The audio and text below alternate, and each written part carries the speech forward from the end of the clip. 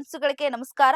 ಒಂದು ಕಡೆ ಸಿದ್ದರಾಮಯ್ಯ ಅರಸು ದಾಖಲೆ ಮುರಿದು ದೀರ್ಘಾವಧಿ ಸಿಎಂ ಅಂತ ಇದ್ರೆ, ಮತ್ತೊಂದು ಕಡೆ ಸಿದ್ದು ದೀರ್ಘಾವಧಿಯ ಸಿಎಂ ಅಲ್ಲ, ರಾಜ್ಯದಲ್ಲೇ ಅತಿ ಹೆಚ್ಚು ಸಾಲ ಮಾಡಿದಂತ ಆರೋಪ ಸಾಲಗಾರ ಅಂತ ಬಿಜೆಪಿ ಇದೀಗ ಆರೋಪವನ್ನ ಮಾಡ್ತಾ ಇದೆ.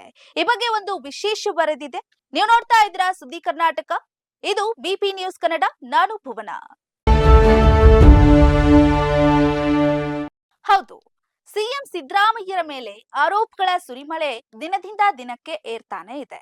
ವಿಪಕ್ಷ ನಾಯಕರುಗಳು ಸಿದ್ದರಾಮಯ್ಯರ ಆಡಳಿತ ಒಪ್ಪದೆ ತಕರಾರನ್ನ ತೆಗಿತಾ ಇದ್ದಾರೆ. ಅಲ್ಲದೆ ನಿನ್ನೆಯಷ್ಟೇ ಅರಸು ದಾಖಲೆಯನ್ನ ಮುರಿದು ದೀರ್ಘಾವಧಿಯ ಸಿಎಂ ಅಂತ ಹೇಳಿ ಸಿದ್ದರಾಮಯ್ಯ ಅವರು ಕಳಿಸ್ಕೊಳ್ತಾ ಇದ್ರೆ, ಇತ್ತ ಸಿಎಂ ದೀರ್ಘಾವಧಿಯ ಸಿಎಂ ಅಲ್ಲ, ರಾಜ್ಯದಲ್ಲೇ ಅತಿ ದೊಡ್ಡ ಸಾಲಗಾರ ಅಂತ ಬಿಜೆಪಿ ಟೀಕೆಯನ್ನ ಮಾಡ್ತಾ ಇದೆ.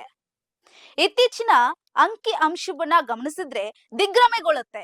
ಒಂದೇ ತ್ರೈಮಾಸಿಕದಲ್ಲಿ 93,000 ಕೋಟಿಯ ಸಾಲವನ್ನ ಭಾರತದಲ್ಲಿ ಅತಿ ದೊಡ್ಡ ಸಾಲಗಾರರ ರಾಜ್ಯವಾಗಿ ಕರ್ನಾಟಕ ಇದೀಗ ಹೊರಹೊಮ್ತಾ ಇದೆ. ಇದನ್ನ ಆಡಳಿತ ಅಂತ ಕರಿಬೇಕಾ ಅಂತ ಪ್ರಶ್ನೆ ಮಾಡ್ತಾ ಇದ್ದಾರೆ.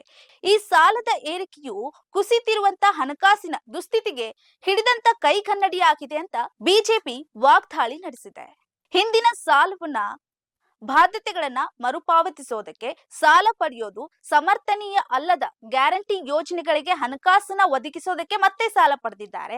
ಅಷ್ಟೇ ಅಲ್ಲದೆ ಮೂಲಭೂತ ಆರ್ಥಿಕ ಯೋಜನೆಗಳು ಕೂಡ ವಿಫಲವಾದ ಕಾರಣ ಕೂಡ ಮತ್ತೆ ಸಾಲವನ್ನ ಮಾಡಿದ್ದಾರೆ. ಇವುಗಳು ಹಣಕಾಸಿನ ಕುಸಿತಕ್ಕೆ ಕಾರಣವಾಗಿದ್ದು, ಒಂದು ಸರ್ಕಾರ ತನ್ನ ಅಸ್ತಿತ್ವವನ್ನ ಉಳಿಸಿಕೊಳ್ಳೋದಕ್ಕೆ ಪ್ರತಿ ತಿಂಗಳಿಗೆ ಸರಾಸರಿ 31,000 ಕೋಟಿಯ ಸಾಲವನ್ನ ಪಡಿಬೇಕಾಗಿದೆ ಅಂತ ಹೇಳಿ ಕೇಳ್ತಾ ಇರುವಂತದ್ದು. ಅದು ಇದ್ಯಾವುದು ಸಾಲವನ್ನ ತೆಗೆದುಕೊಳ್ಳೋದು ಒಂದು ಶಕ್ತಿಯ ಸಂಕೇತನ, ಬದಲಾಗಿ ಆರ್ಥಿಕ ಅಧಪತನದ ಸ್ಪಷ್ಟ ಸೂಚಕವಾಗಿದೆ ಅಂತ ಬಿಜೆಪಿ ಟೀಕೆಯನ್ನ ಮಾಡಿರುವಂತದ್ದು. ಅಧಿಕಾರ ಅವಧಿಯಲ್ಲಿನ ಇಂತಹ ದಾಖಲೆಗಳನ್ನ ಇತಿಹಾಸವು ಗೌರವಿಸೋದಿಲ್ಲ, ತಾವು ಬಿಟ್ಟು ಹೋದ ಪರಂಪರೆಯನ್ನ ನಿರ್ಣಯಿಸುತ್ತದೆ ಎಂಬುದು ಮುಖ್ಯಮಂತ್ರಿ ಸಿದ್ದರಾಮಯ್ಯ ಅವರು ತಿಳ್ಕೊಳ್ಬೇಕು.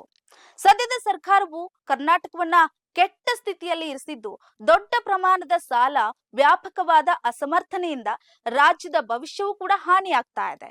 ಈ ಎಲ್ಲ ದಾಖಲೆಗಳು ನೆನಪಿನಲ್ಲಿ ಉಳಿಬೇಕಾದ್ರೆ ಉತ್ತಮ ಆಡಳಿತ ಕೊಡಬೇಕು. ಈ ರೀತಿಯಾಗಿ ವಿರೋಧ ಪಕ್ಷದ ನಾಯಕ ಆರ್ ಅಶೋಕ್ ಅವರು ವ್ಯಂಗ್ಯವಾಡಿದ್ದಾರೆ.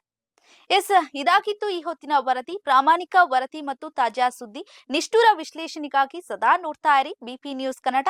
ಇದು ಕನ್ನಡಿಗರ ಪ್ರತಿಧ್ವನಿ.